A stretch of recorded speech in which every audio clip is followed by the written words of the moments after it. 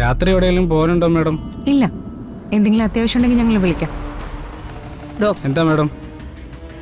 നാളെ ഞാൻ ഇരിക്കുന്ന ഭാഗത്തെ പതുപതുപ്പുള്ള എന്തെങ്കിലും ഒന്ന് വാങ്ങിച്ചിടണം. എനിക്ക് നടുവേദനിച്ചിരിക്കാനൊന്നും പറ്റില്ല. ശരി, എന്നാ പൊയ്ക്കോ.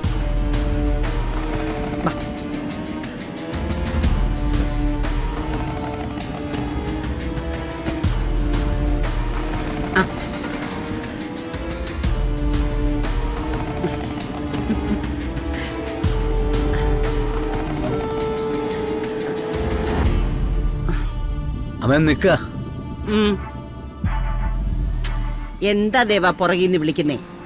അത് നല്ല ശീലമല്ലെന്ന് അറിയത്തില്ലേ?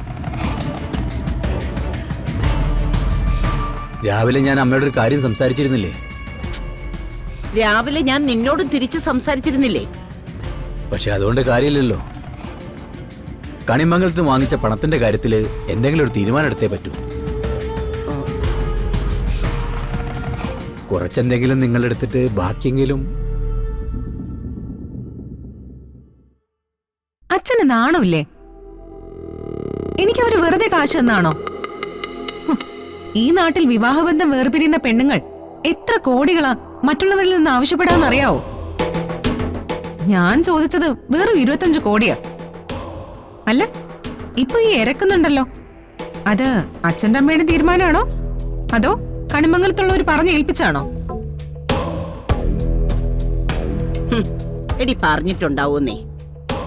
കണിമംഗലത്തുള്ളവരാരും പറഞ്ഞില്ലെങ്കിലും മകള് പറഞ്ഞിട്ടുണ്ടാവൂ. അപ്പൊ രണ്ടുണ്ടല്ലോ ഗുണം. പണം കണിമംഗലത്ത് എത്തുകയും ചെയ്യും, നീ ആ പണം വെച്ച് സുഖിക്കയില്ല. ആ മിടുക്കിയാണല്ലോ. എന്തിനാ അമ്മ ഇല്ലാത്തത് പറയുന്നേ? രാധയ്ക്ക് വിളിച്ചിട്ടുമില്ല, ഒന്നും പറഞ്ഞിട്ടുമില്ല. ഇത് ഞങ്ങളുടെ തീരുമാനമാ.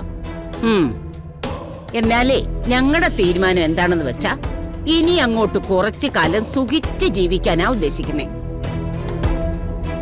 അതിനാരെങ്കിലും തടസ്സം നിന്നാലേ ആ തടസ്സം വെട്ടിമാറ്റും. രണ്ടുപേർക്ക് ഞാനൊരു ഉപദേശം തരാം. ഇത്രയും കാലം ജീവിതത്തിൽ നരകിച്ചു കഴിഞ്ഞില്ലേ? നേരെ ചൊവ്വേ ഞങ്ങളുടെ കൂടെ നിന്നാ ഞങ്ങൾക്ക് വന്ന ഈ ഐശ്വര്യം എല്ലാവർക്കും കൂടി ആഘോഷിക്കാം. ഇപ്പൊ പോയ ആ കാറ് കണ്ടല്ലോ, അതെ നമുക്ക് യാത്ര ചെയ്യാനുള്ളതാ. രണ്ടുപേർക്കും ഒന്ന് പുറത്തു പോയി ചുറ്റിയടിക്കണമെങ്കിൽ ഒന്ന് പറഞ്ഞാ മതി, ഡ്രൈവർ വരും, അവൻ കൊണ്ടുപോയിക്കോളൂ. അത്തരം ആഗ്രഹങ്ങളൊന്നും ഞങ്ങളുടെ മനസ്സിലില്ല. ഞങ്ങൾ അത്രത്തോളം വളർന്നിട്ടുമില്ല. അപ്പൊ പിന്നെ ഞാൻ എന്ത് ചെയ്യാനാ? പൊട്ടക്കിണറ്റിൽ കിടക്കുന്നവര് അവിടെ കിടന്ന് കരയാനേ പറ്റൂ. നീ വാ മോളെ. ആ പണത്തിന്റെ വിഷയത്തില് നമ്മൾ തമ്മിൽ ഒരു ചർച്ച വേണ്ടതേവാ.